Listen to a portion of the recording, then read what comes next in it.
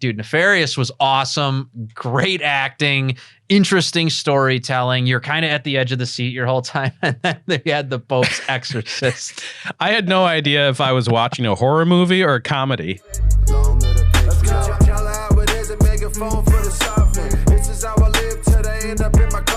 All right, guys, welcome back to Red Top Report. We went back to the movies. And once again, I want to apologize to you guys for being out last week. Ronan said I had a cold. Liar. I had strep throat, Ronan. Yeah, you were sick. Dude, contagious. I couldn't even come into the office. Bro. We went and saw two movies, and they're Nefarious and The Pope's Exorcist. So that's two separate movies. And here to talk with us about both of those movies regarding demons and demonic possession, Charlie Hornbacher, movie reviewer. What are your first initial thoughts on the movie Nefarious? Nefarious was a great movie. I loved it. I was at the edge of my seat during all of that great dialogue that they had. The movie was very simple, very straightforward. They quickly get into it. The guy is going to the prison to talk to the prisoner that's on death row. They get right to it. Yep. And very few set pieces. They really the beginning scene was really riveting though too. It kind of drew you in because you had a psychologist. Yes. Commit suicide, or psychiatrist or psychologist, I don't know which, commit suicide at the beginning. He jumped off a building. Yeah. This psychologist commits suicide because the person who's on death row basically convinced him to do so. And as it turns out, this guy is possessed. And spoiler alert, moving forward here. Spoiler alert! The criminal is a man named Edward, but he's possessed by a demon named Nefarious. And for most of the film, it's Nefarious speaking. And for a very little bit of the film, there's Edward. And a therapist, psychologist, whatever he was, named James Martin. Yeah, Dr. James Martin. Dr. James Martin. I'm just kind of thinking right now. You know what I mean, Ronan? It's just so I'm immediately like of the thought. It's just like, okay, so this was written and directed by Catholics, right? And Carrie Solomon was one of them. And what was the other person's name? I can't remember. Chuck Konzelman. Chuck Konzelman. Okay, so yeah, allegedly they're both Catholics. Yeah, and might, so if might you're be not, mispronounced. For those not familiar, Father James Martin, which is a real person. Father James Martin is like a pro homosexuality priest that's like has literally an LGBTQ ministry, and he said things going so far as that the Bible is actually just wrong about homosexuality. Referred to the Holy Spirit as a she. All sorts of wild, modernist, weird, un-Catholic theories. Yeah. So it's kind of interesting that the atheist the atheist psychologist is James Martin, Dr. James Martin. But moving past that, he comes into because according to the law, which state were they in? I forget exactly. Oklahoma, I believe. Oklahoma, yeah. Mm-hmm. According to the law in Oklahoma in the film, a person has to be fit for execution. So he's there to evaluate him and determine if he's fit for execution that night. Yeah, right. So the prisoner's life is literally in the psychologist's hands. He gets to determine whether he is insane and can go to an insane asylum, or if he's going to, or if he is conscious and should be executed. Yeah, and so the vast majority of the film is the conversation between Nefarious, extremely dialogue driven. You're not going to this movie for action killing Freddy versus Jason. It's not slasher. A horror. It's not a horror movie. It's a psychological thriller that kind of tugs at your mind. It's almost the entire movie takes place in one setting, which is in the prison, as the psychologist interviews the killer. Now the killer, played by Sean Patrick Flannery. If you guys don't know. Excellent job. Oh my gosh, he did such a good job. But he's from Boondock Saints, if you guys have seen that movie. I got to rewatch that movie. That was a great movie too, by the way. It was a great movie too. I don't remember how much degeneracy or so was in the movie. It's been I watched a it a long long time ago. Yeah, me too. But I remember it was great. It has a huge cult following. Yeah. I think Norman Reedus was the other character. It was Norman Reedus and Sean Patrick Flannery. And so, the film was just an incredible psychological thriller. Yeah. Now, as I said on the very first review that we did on The Whale, I'm a person who really likes character stories. I like to invest myself into a character. And although I love this film and I think it's a great film, and I recommend it to everyone, psychological thriller, great dialogue, good story, I found myself not relating to any of the main characters. I don't really relate to the atheist psychologist. I definitely don't relate to the demon Nefarious. I did find a little bit of relatability to Edward, which is played by the same actor. Yes. It's literally the same person. It's just there's the demon who's also a person is possessing him. Right. When he comes out, he's so distraught and in pain and under the boot of the demon and under his control. He's just completely destroyed and distraught. And the few scenes that they showed where in one of them he's ordering his last meal and he wants a burger with bacon and a chocolate milkshake, and he's crying saying, please don't mess it up. Please don't mess it up. And I'm wondering as I'm watching it, why is this being included? It doesn't really progress the story, but it did progress the character. Yes. And then Nefarious takes over and says, again, I'm not hungry. Yep. And they canceled the entire order. Cancel the whole thing. And then later on that really destroys Edward. And yeah, I felt for him. Well, you can hear Nefarious essentially, well, not only trying to bring about greater evil throughout the interviews, also figuring out the most unique and exquisite ways to torture Edward during the whole thing. So for example, they had the options of lethal injection or electric chair. That you're allowed to actually pick in Oklahoma. Just nobody ever picks the electric chair because clearly it is more painful. But Nefarious flat out says in there, it's like, this is my final parting gift to Edward. Yeah.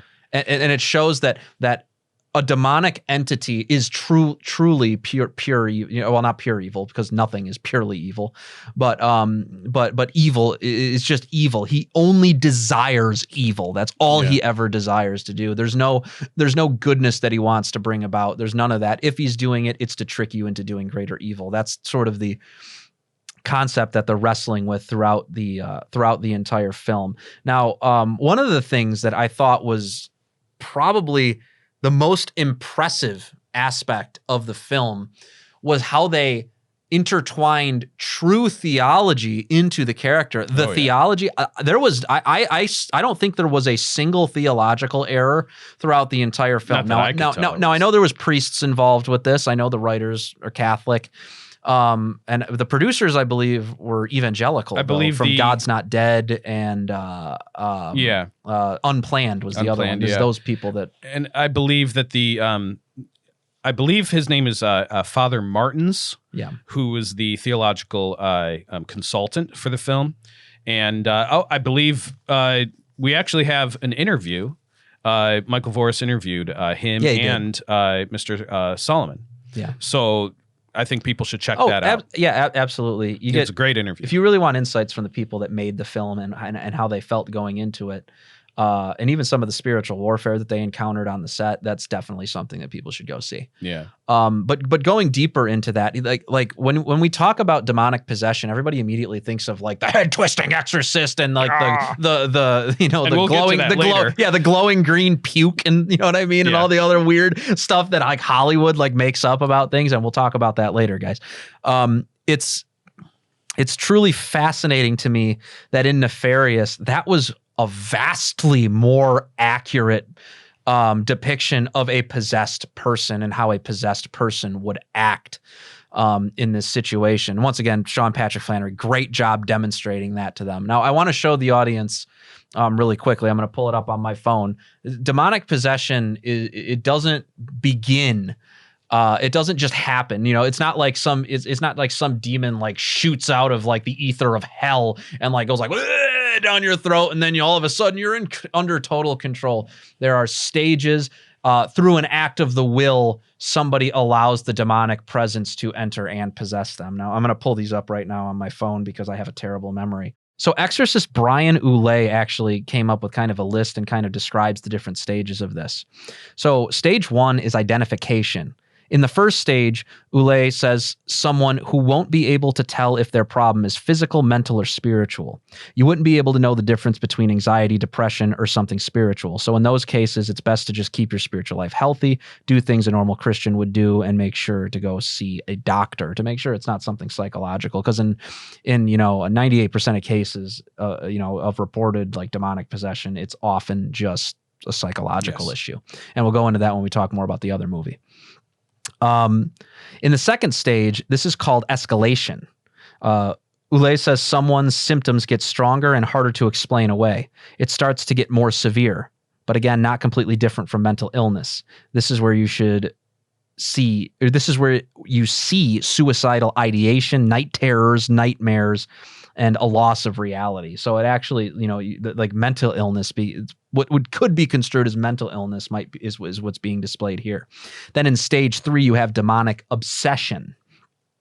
And for someone to be in the third stage of a demonic attack, Oulet says he has to be able to rule out anything physical. Here we have to see physical illness that traditional treatment does not resolve. That's a big factor. They have a long medical or psychiatric history and nothing is working. You talk to their doctor, psychiatrist, and counselor, and they don't know what else to do. Then you have some of the identifying markers of an actual demonic attack. And that's stage 4, which is demonic oppression. And in the fourth and final stage, Oulet says is very rare. People start exhibiting exaggerated forms of symptoms typical of possession. The ability to speak in languages they've never studied, superhuman strength, clairvoyance, their pupils start to look like snakes. And in every case, they have a disdain for religious or blessed objects. Sometimes we even see extraordinary things like levitation, doppelgangers, disturbances in the environment. These things that just can't be explained except in a spiritual way. And then after that, obviously, that's possession. That's possession. That's when the devil is in control of the person. Now, it's important to note that through some act of the will that's not really knowable, the demon, it has to be allowed in. A demon cannot enter a vessel that's in a state of grace, for example. It can't, those sorts of things. And furthermore, they have to be invited in. Exactly. That's what I'm saying. Yeah. There has to be an act of the will to say, yes, this is going to happen. That's how the process begins. Now, once the demon does possess the person, not everything they do is necessarily willed by that individual person. But that original will to accept them in is exactly. It's kind of like choosing to get drunk, choosing to put yourself in a situation. Exactly. And you can see this in the actual possession in the Nefarious movie, because Edward is scared and regretful and he wants him gone. And please just get rid of him. He's like crying, he's shaking and crying and stuttering, and just like he's like a little boy, a little child, trapped in a cage throughout the entire thing. And the demon's sole purpose throughout this whole thing is to get rid of Edward. He wants his execution. He's trying to make Nefarious is trying to get the psychologist to execute him, not to continue possessing him. Not only to bring Edward to hell, but also to make James Martin into a murderer again. Exactly. And here's the best part about it. At the beginning, there's such a good parallel here to Scripture, where Jesus prophesies that this is at the Mount of Olives, where Jesus prophesies that Peter will you will deny me 3 times before the cock crows. And in the movie, he enters the interview, and the first thing Nefarious says is, before we finish this interview, you will have committed 3 murders. Yes. Yeah. And this is the interesting aspect of the movie, guys. So of those 3 murders, the first murder was euthanasia. His mother was in pain, and he had the euthanasia done on his thing. Yeah. And he had already done this. He had already done this, but the realization that he had committed murder was presented to him by the demon. And he's like, no, I wasn't murdered. She was in pain. I was doing the right thing. It was all about justifying the actions. A murder. In the current, these are all current things. The second thing, and this was, I think, probably the most chilling of the three murders. It was the abortion that he had scheduled for his, I think, girlfriend. Yeah, it's girlfriend to get. So he had a girlfriend, steady girlfriend. He had an abortion scheduled. It was supposed to happen that day, that same day. And of course, Nefarious being a demon, he knows what's going on, and just completely, shocks James, and he doesn't know how he knows this information, and he puts his hands out and actually counts down 5, 4, 3, 2, and sucks in the evil like it's a sacrifice. Like it's a sacrifice. No, yeah, and he compares it to the ancient times when they would, throw babies into Moloch, fires and to Moloch, and compared the destruction of the remains of an abortion in an incinerator. What's the difference? And he asked all these questions, and the atheist didn't have any answer to it. There was a lot of, there was some theological debate in there, and I want to point out to everybody that, like, I think you'll agree. You were saying this too. I've read a lot of different reviews of this movie. I think I talked to you about this too, Ronan. I don't remember, but the every single review that was negative used the word preachy. Yeah. Not at all. I have a theory behind this. As I said earlier, I didn't put myself in the shoes of Dr. James Martin.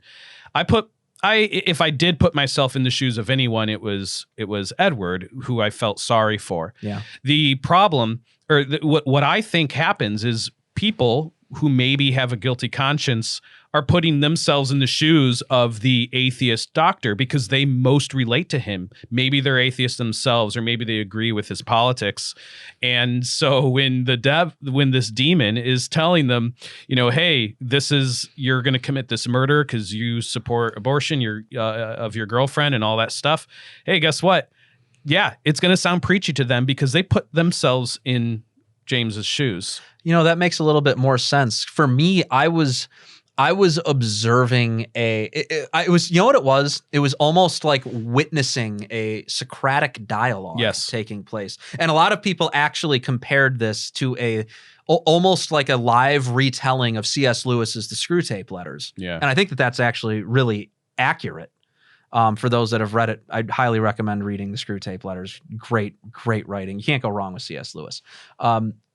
So, and that's true. What you're doing is you're kind of like in the pantheon of debate between the, I would say, foolish atheist and the clearly superior in intellect spiritual being, who loves the fact that he's so stupid. Let's be honest, it's not that difficult to be intellectually bigger than an atheist. I mean, true, but that said, the demonstration of how he would twist the intellect. The thing about the demon, what I found was interesting, Nefarious. The thing that I found interesting about Nefarious is that the entire arc of the story, and a lot of people didn't understand that with the, you'll commit 3 murders.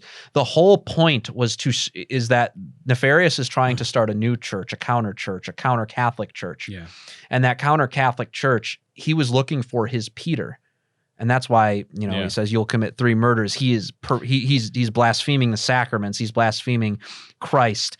And he even talks about that in there, how the demons thought that killing the carpenter, he called him the carpenter because it's he can't a brilliant way to, he can't say the name of Jesus. And that's not explicitly expressed, but you kind of can tell. Exactly. Like he refers to him as the carpenter as kind of an insult. Yeah, it diminishes who Christ was and what he did. And he said that we weren't planning.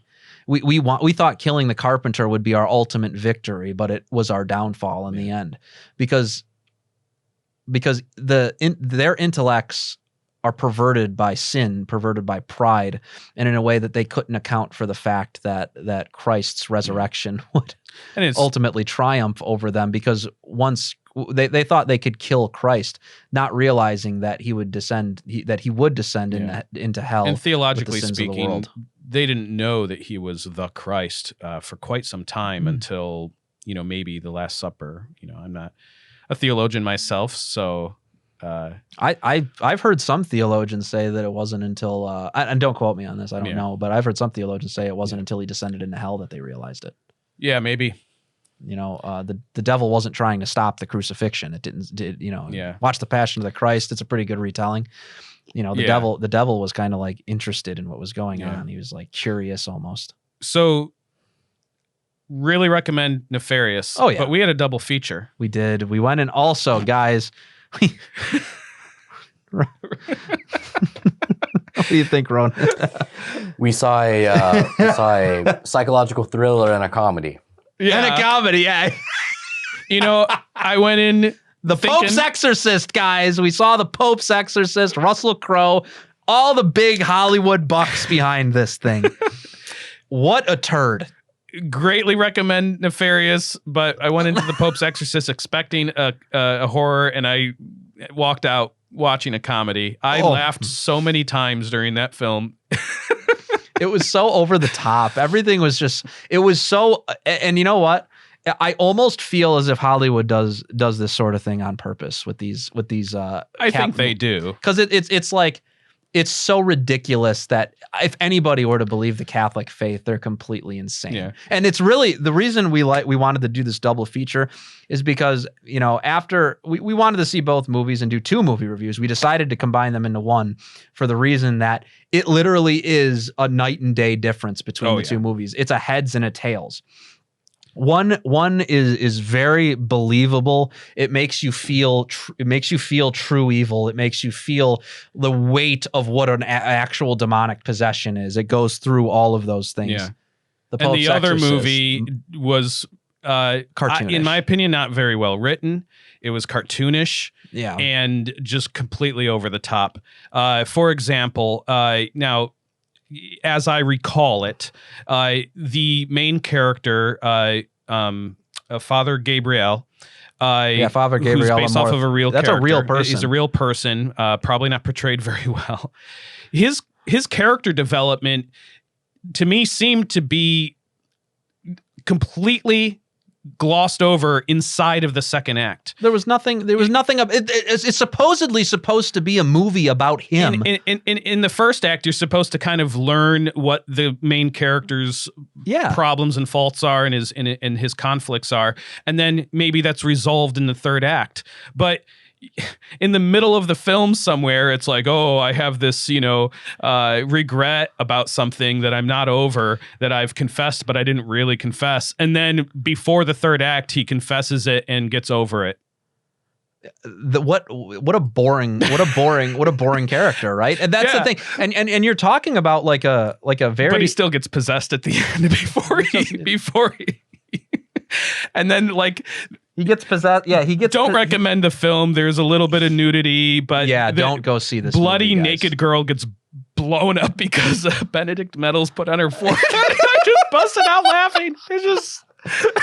Yeah, I didn't know that. We went in there too. It's like I mean, Ronan, you too. Like we had no idea that there was going to be nudity, and I was like, wait, what? They like it happened. I was like, whoa. But we were, I was sitting in that movie, and like the beginning kind of turned me off, but they did explain it away kind of well. Sure. Yeah. So at the beginning, he's like doing an exorcism on some Italian guy who's like somehow able to speak English all of a sudden.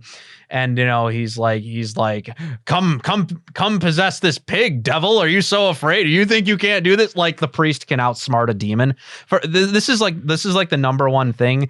Exorcists never outsmart the demon. They can't. Yeah. They're not capable of doing so. They are expelled in the name of Jesus Christ, and Jesus Christ. And you know what I mean? In the name of God, he is expelled from the demon. The priest isn't just such a good exorcist that he's like, haha, I'm smarter than you, eternal being. Yeah, and And so it was an all right open to the film because it's explained later. It that does. The kid wasn't actually possessed. He was and psychologically it was just a disturbed. psychological trick to make the person think that the devil left him and went into To treat so his they could mental shoot illness. the pig. It still made me laugh out loud. It was ridiculous and silly. But yeah, just, you know, there's little tiny things all throughout the film. The big thing is that the priest was possessed while he was in a state of grace. Yeah. That is impossible. It's just That's absolutely impossible. ridiculous. It's just not how demonic possession works. Yeah. And they really made a mockery of the faith too. They had like the Virgin Mary come out of the pool Yeah. in an apparition with her feet showing, by the way. I don't know if a lot of you guys know this, but the way that they determine a lot of Marian apparitions as true or false is Whether literally the feet- dictated by whether the feet are showing. Because when the feet are showing, it's the crushing of the head of the snake. Yes. And when that's not the devil would not make visible his own humiliation. He's too prideful. Yeah. So, but the feet of the Virgin Mary were made visible in this alleged apparition, and then it turned into a demon and attacked Father Amorth. Yeah. That was extremely blasphemous. Yeah. That was extremely disrespectful it was to the Blessed disturbing. Mother. I didn't like that at all. Did not like that at all. It was disrespectful. What's up? But I mean, hasn't that happened before? Hasn't demons appeared to people as the Blessed Virgin? Not with their feet showing. Oh, no, with the Yeah. okay. Right. It was they were trying to do a commentary on that. And once again, I am always the guy to go and criticize Hollywood. I don't think that was intentional. Sure. I think that this just goes to show how little you can really see a movie made by Catholics, Nefarious, that understands the demonology, that understands the study of the angels and the battle. That showed all that. That was demonstrated. There was knowledge of the faith. And then you look at Hollywood, it shows actually how little they do know about Catholicism. I think instead of hiring a good theologian to consult in that film, they probably put more of their human resources into marketing. And like CGI. How many naked exploding women do we need to get people to come and watch this movie? If we have a scene where a girl does a spider walk across the ceiling, and then spins her head around and all that type of stuff. By the way, I'm watching this girl do a spider walk up the walls and onto the ceiling, and I'm wondering, why is she doing this? Like, what's the purpose in the script for her walking up the ceiling? And then the mother runs to the other side of the room, and I'm like, oh, that's why, for blocking. I mean, this is an example of poor script writing. Yeah. Oh, we need to get the mother on the other side of the room so that when the daughter who's possessed attacks her, they can be outside of the room. So we need the mother to get to the other side. How do we do that? Well, let's have her spider walk on the ceiling for no other reason than the script needs the mother to get to the other side of the room. Yeah, and like you said, bad. And honestly, like I'm a huge Russell Crowe fan. Gladiator is like one of my favorite movies. Are you not entertained? Like, it's got to be one of my favorite movies. Yeah, Russell 100%. Crowe is a terrific actor. He was awful in this. He was awful. Like, Kind of phoned it in. I don't know what was going on. No, I think it was the script, because it's like even when he was joking, like he was always like, everything he was doing was so deep. And so he was like, they were like trying to make him like a brooding action hero. Yeah. That's like, Well, one thing I did like the ending where it was basically like, 007, James Bond, except with they go down and there's like this Exorcist. weird statue that's like the mix between like a demonic statue of liberty or something. Yeah. Oh, we're like, we're like secret agent exorcists, and we have 199 more demons to kill. So Right. let's go. Like, they set it up for a sequel. Which by the way, like somehow the new cardinal that they appointed. Now, I'm actually, let me introduce this real quick, because this was an interesting part. The overall message of the Pope's Exorcist, actually pretty good. Sure. Yeah. The whole point of the whole point is that there is this modernist cardinal that's trying to say demonic possession isn't real. We've misunderstood it. It's actually all related to psychology. Yeah. And the entire arc of the movie is to make the point that no, the church needs to return to its mystical roots. The mysticism is true. It's real. It exists. That was the message of the movie. Communicated Fair enough. horribly, though. Yeah. Horribly communicated message because at the end you're like, oh, the Catholic faith is like a fairy tale. Yeah. You got scars on the child, like just manifesting out of nowhere, and Yeah. spitting blood. In the movie's defense, spitting blood. Yeah, those things. Coughing up items. It's usually when in demonic possessions and of things that I've looked at with regarding exorcisms, people have coughed up nails usually. Sure. They'll cough up like a nail and they'll date it, and it's like back to like the Roman times. It's all blaspheming Jesus. They'll do that. Jesse Romero told me a story about when he was helping out with exorcisms and how the limbs would elongate and stuff like that. And there's some people that crawl on walls. All that stuff has happened very, very rarely. When it comes to the spiritual realm, it can affect the physical realm, certainly, and those types of things can happen. Somehow I still think that Hollywood exaggerates it. Oh, of course well, I mean, look at the movie. I will tell you one thing that's never happened. The demon that could not, they had this demon that the church just could not, that was like the adventure aspect of it, right? You have this demon that this all takes place in Spain. Yeah. In an abbey, which so they have this, the whole arc is that the Spanish Inquisition was actually done by they call him Asmodeus, the king of hell, I believe is what they say, like about it. It's Asmodeus. Asmodeus, yeah. Is the king of hell is like the demon. He possessed like the cardinal that orchestrated the Spanish Inquisition, and that the Spanish Inquisition was actually done by Satan. And then all the executions were by this possessed cardinal that couldn't manage to get rid of this demon and exorcise this demon. So they trapped him in like a cage of some kind behind under the abbey. And he like got out, and that's who possessed the people. And it's just absurd. I'm like, what on earth is this? This is so ignorant to Catholic history. And apparently there's 200 of these demons that are stuck in cages or something like that. Yeah, I need to do more. I need to do more research on whether that is any. I've never heard that before. I was a little too busy laughing to like really follow very closely this. I mean, I usually just forget about what a comedy's about. Usually, when kind of just like have a good time and laugh at it. Yeah, the funniest part was when it was the James Bond thing at the end. Like, we're gonna go. You ready? Yeah. What did he? This is what he said. He said, "Let's go to hell." Let's go to hell. So cringe. Yeah. Oh boy. Anyways, I mean, guys, don't go see that. Don't go see that movie. It's completely stupid, pointless, ridiculous, and it was nonsense. All right, we'll wrap it up on this one. A little bit longer video, guys. But, 2 movies. It's a lot to talk about. Double feature. Yeah, double feature. Go see Nefarious. Nefarious was good, but I highly recommend not seeing The Pope's Exorcist. Bad news.